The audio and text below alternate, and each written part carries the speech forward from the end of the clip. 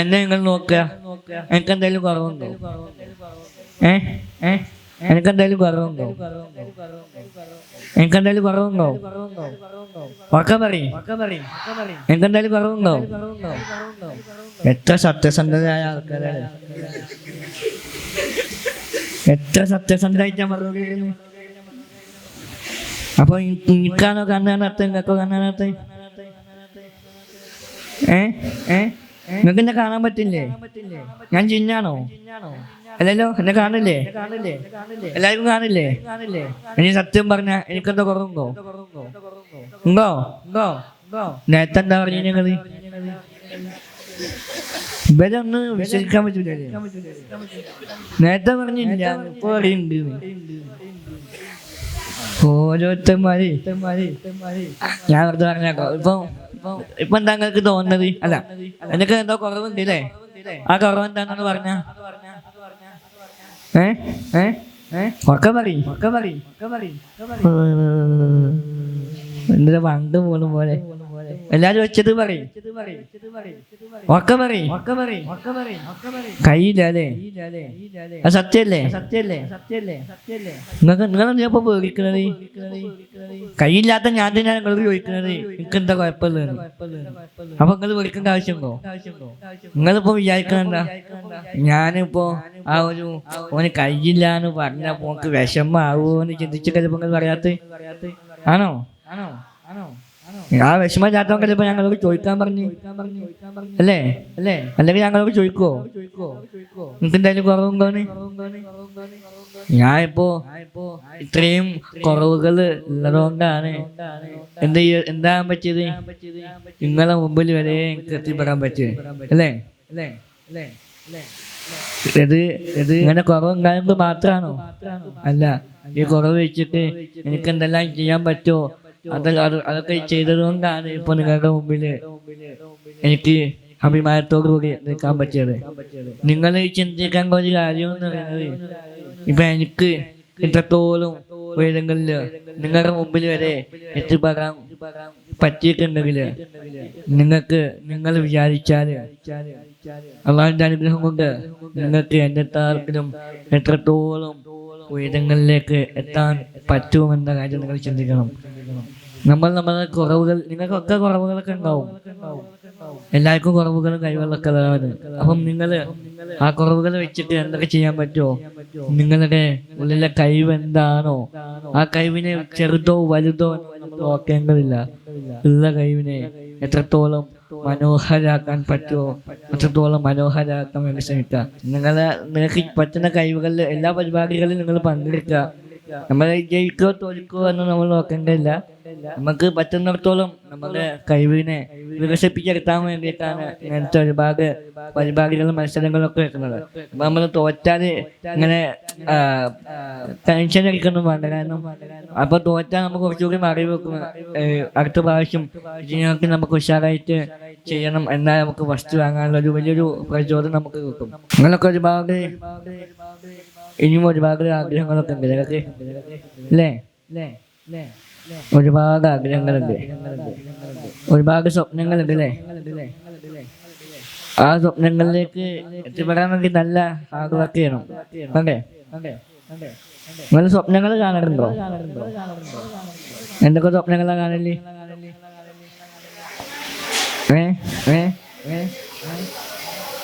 ഉയരങ്ങളിൽ നിന്ന് ഉയരങ്ങളിലേക്ക് പറക്കുന്ന സ്വപ്നനെ, ഉയരങ്ങളിൽ നിന്ന് ഉയരങ്ങളിലേക്ക് പറക്കുന്ന സ്വപ്നനെ. നിങ്ങൾ കുറേ സ്വപ്നങ്ങൾ പല സ്വപ്നങ്ങൾ കാണുന്നുണ്ട് അല്ലേ? ഞാനും അങ്ങനെ ഒരു സ്വപ്നം കണ്ട് പറയട്ടെ. ഞാൻ ഒരു ദിവസം ഇങ്ങനെ ഫോണെടുത്ത് കാണിച്ച് ഇങ്ങനെ റീൽസ് ഇങ്ങനെ കണ്ടോണ്ടിരിക്കുകയാണ്. അന്ന് ഇൻസ്റ്റാഗ്രാമില്ലാന്നറിയില്ല, ചെറുപ്പത്തിലാ. അപ്പൊ ഞാൻ ഇങ്ങനെ ഏതൊരു വീഡിയോ കണ്ടപ്പോ അതിൽ APJ അബ്ദുൽ കലാമിനെ അറിയോ? ആരാ APJ അബ്ദുൽ കലാം അല്ലേ? മുൻ രാഷ്ട്രപതി അല്ലേ? ആ, അദ്ദേഹം പറയുന്നൊരു ഡയലോഗ് ഉണ്ട്. എന്ത്? നമ്മൾ ഉറക്കത്തിൽ കാണുന്ന സ്വപ്നമല്ല, നമുക്ക് ഉറക്കം കെടുത്തുന്ന സ്വപ്നമാണ് യഥാർത്ഥത്തിൽ സ്വപ്നം. എന്താല്ല ഡയലോഗല്ലേ? അത് കേട്ടപ്പോ ഞാനിങ്ങനെ ആലോചിച്ചു, അങ്ങനെയൊക്കെ ഉണ്ടോ? നമ്മൾ ഉറക്കം കെടുത്തുന്ന സ്വപ്നം കണ്ടാല് അത് നടക്കുവോ? നമ്മൾ സ്വപ്നത്തിൽ കാണുന്ന ഉറക്കം കെടുത്തുന്ന സ്വപ്നമാണ് സ്വപ്നം. ആ സ്വപ്നം നമുക്ക് യാഥാർത്ഥ്യമാവുന്ന പറഞ്ഞത് അല്ലേ? അങ്ങനെ ഞാനൊന്ന് ടെസ്റ്റ് ചെയ്യാൻ ചോദിച്ചു. അങ്ങനെ ഒരു ദിവസം ഞാനൊരു സ്വപ്നം കാണാം. എന്താ സ്വപ്നം എന്നറിയോ? ഞാന് ദുബായിൽ പോവാ. എന്നിട്ട് ദുബായിലേക്ക് പോകുന്നതും ബുർജ് ഖലീഫ അറിയില്ല നിങ്ങൾക്ക്? ആ ബുർജ് ഖലീഫ കയറുന്നതും ബുർജ് ഖലീഫന്റെ ഉള്ളിൽ നിന്ന് 4 ആൾക്കാരുടെ മുമ്പിൽ സെൽഫി ഒക്കെ എടുക്കുന്ന ആ സ്വപ്നം കാണുന്നത്. അങ്ങനെ സ്വപ്നത്തിലൊക്കെ ഞാനുള്ളത്. ഞാൻ അങ്ങനെ സ്വപ്നത്തിൽ ഇങ്ങനെ സെൽഫി എടുത്ത് നോക്കുമ്പോഴാണ് ബേക്കിന് മുമ്പ് വെച്ചത്. ഞാൻ നീച്ചടാ പറഞ്ഞിട്ട്. അപ്പോഴാണ് ഞാൻ അറിയില്ല ഞാൻ വീട്ടിന്റെ ഉള്ളിലാണ്. അപ്പം അന്ന് ഞാൻ അങ്ങനെ പിന്നെ ആ സ്വപ്നം തന്നെ കാണാൻ പിന്നെ ദുബായിൽ പോകണം ഇങ്ങനെ സ്വപ്നം. അങ്ങനെ ആ സ്വപ്നം ഞാൻ ദുബായിലായിരുന്നു. ഞാൻ അങ്ങനെ സ്വപ്നം കണ്ടിട്ട് നടക്കു വെച്ചു. അപ്പൊ പറഞ്ഞു ഞങ്ങൾക്കൊരു ആത്മവിശ്വാസം ഉണ്ടെങ്കിൽ അള്ളാന്റെ അനുഗ്രഹം ഉണ്ടെങ്കിൽ ഞങ്ങൾ പോകുന്നതാണ്. അങ്ങനെ ഞാന് പോയി എൻ്റെ ഒരു വലിയൊരു ആഗ്രഹമായിരുന്നു ആലുവ പെരിയാർ സ്വിം ചെയ്യണമെന്നുള്ളത്. അങ്ങനെ ഞാൻ ആലുവ പെരിയാർ എന്ന് പറയുന്ന കേരളത്തിൽ ഏറ്റവും വെള്ളം കൂടിയാണ് അത് നീന്തി കിടക്കാൻ പോയത്. അങ്ങനെ അവർ നീന്തി കിടക്കാൻ പോയ സമയത്ത് നീന്തി കഴിഞ്ഞു. അത് റെക്കോർഡൊക്കെ കിട്ടി. ഞാൻ തിരിച്ചു വരുന്ന സമയത്ത് തന്നെ ഇന്റർവ്യൂ ചെയ്യാൻ ഒരാൾ വന്നു.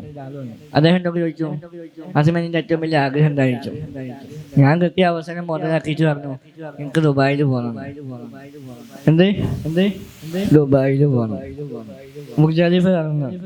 അങ്ങനെ ഒരു സുഹൃത്ത് വെച്ച് പറഞ്ഞു ഇന്ന് ഞാൻ ദുബായിൽ പോകാം. അങ്ങനെ ഒരു ദിവസം ഞാൻ ദുബായിലേക്ക് സ്വപ്നത്തിൽ ഞങ്ങൾ ദുബായിലേക്ക് പോയി. ബുർജ് ഖലീഫയിൽ കയറി 4 ആൾക്കാരുടെ മുമ്പിൽ സെൽഫി ഒക്കെ എടുത്ത്. അപ്പോൾ ഞാൻ അങ്ങനെ എൻ്റെ അമ്മയിൽ തന്നെ ഉള്ളിൽ വെക്കാം. ഞാൻ ഇപ്പോൾ സ്വപ്നത്തിൽ തന്നെയാണോ? 2-3 പ്രാവശ്യം പാളിപ്പോയിട്ടില്ലേ? അങ്ങനെ അപ്പോഴാണ് ആ ബുർജ് ഖലീഫിൻ്റെ ഉള്ളിൽ കയറിയപ്പോഴാണ് എനിക്ക് മനസ്സിലാക്കാൻ പറ്റിയത്, എനിക്കൊരു ആത്മവിശ്വാസം ഉണ്ടായത്. എന്ത് നമ്മൾ കാണുന്ന സ്വപ്നങ്ങളൊക്കെ ഒരു കാലത്ത് യാഥാർത്ഥ്യമാകും. അതിന് നമ്മുടെ ഉള്ളിലൊരു കോൺഫിഡൻസ് ഉണ്ടായാൽ മതി, ആത്മവിശ്വാസം ഉണ്ടായാൽ മതി എന്നൊരു വലിയൊരു തിരിച്ചറിവ് എനിക്ക് അപ്പോഴാണ് ഉണ്ടായത്. അങ്ങനെ വീണ്ടും ഒരുപാട് സ്വപ്നങ്ങൾ നേടാൻ തുടങ്ങി. അതിലൊരു സ്വപ്നമായിരുന്നു എനിക്ക് ഹാഫിളാകുന്നുള്ളത്. അൽഹംദുലില്ലാ അള്ളാന്റെ അനുഗ്രഹം കൊണ്ട് ഹാഫിളാകാൻ പറ്റി. അതേപോലെ തന്നെ ഹജ്ജും ഉംറയും എൻ്റെ ഏറ്റവും വലിയ സ്വപ്നമായ ഹജ്ജും ഉംറയും എനിക്ക് ഹജ്ജ് ചെയ്യാൻ പറ്റിയിട്ടില്ല, ഉംറ ചെയ്യാൻ പറ്റിയിട്ടില്ല. ഇൻഷാ അല്ലാഹ് ഹജ്ജൊക്കെ ചെയ്യണമെന്നുണ്ട്. നിങ്ങളെല്ലാവരും പ്രാർത്ഥന ഉണ്ടാവൂലേ? എല്ലാവരുടെയും ആഗ്രഹമാണ് ഹജ്ജ് ചെയ്യണം ഉംറ ചെയ്യണമെന്നൊക്കെ. അപ്പം നിങ്ങൾക്കും അതുപോലെ തന്നെ ഹജ്ജും ഉംറയൊക്കെ നല്ല രീതിയിൽ ചെയ്യണം. അല്ലാഹു തആല തൗഫീഖ് നൽകട്ടെ. അപ്പോൾ ഇൻഷാ അല്ലാഹ് നിങ്ങളെല്ലാവരും എന്ത് ചെയ്യുക, ഇനി മുതൽ അങ്ങോട്ട് കിട്ടിയ അവസരങ്ങൾ പരമാവധി ഉപയോഗപ്പെടുത്താൻ ശ്രമിക്കുക. നമ്മളെല്ലാവരും കിട്ടിയ അവസരം മുതലാക്കുന്ന ഒരു സമയം എപ്പോഴാണെന്നറിയോ? അതന്നെ എത്ര കറക്റ്റാണ്. എപ്പോ ഭക്ഷണം കഴിക്കുമ്പോ അല്ലേ? ഭക്ഷണം കഴിക്കുമ്പോ നമ്മൾ കിട്ടിയ അവസരം മുതലാക്കി കഴിക്കൂലേ? പ്രത്യേകിച്ച് നമുക്ക് ഇഷ്ടപ്പെട്ട മന്തി അൽഫാമൊക്കെ പറയും വേണ്ടല്ലേ? അതേപോലെ തന്നെ നമ്മൾ എന്ത് ചെയ്യണം, നമ്മളെ കഴിവുകള് പുറത്തു കൊണ്ടുവരാനും കിട്ടിയ അവസരങ്ങൾ എന്ത് ചെയ്യണം, മുതലാക്കണം. ഞങ്ങളൊക്കെ ഈ ക്വസ്റ്റ്യൻ ചോദിക്കട്ടെ, അത് ഉത്തരം പറയോ? മതി ഉത്തരം പറയണോ? റെഡിയാണോ? നിങ്ങൾക്ക് എല്ലാവർക്കും ലണ്ടനിൽ പോകാൻ ആഗ്രഹം ഉണ്ടെന്ന് വിചാരിച്ചോ? എവിടെ പോവാൻ ആഗ്രഹല്ലേ? എല്ലാവർക്കും ആഗ്രഹല്ലേ? ഇല്ലേ? ആഗ്രഹല്ലേ? ഉറപ്പല്ലേ? എത്ര ഉറുപ്പിക ചെലവുണ്ടാവും? 5 ലക്ഷം? ഒരു 5 ലക്ഷം ഉറപ്പിച്ചല്ലേ? 5 മതിയോ? 10? 6?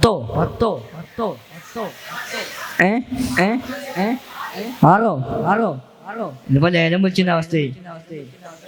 ഏതെങ്കിലും ഒന്ന് ഉറപ്പിച്ചേ. 6 ഉറപ്പിച്ചല്ലേ? 1 വക്കം, 2 വക്കം, 3 വക്കം. ഉറപ്പിച്ചു.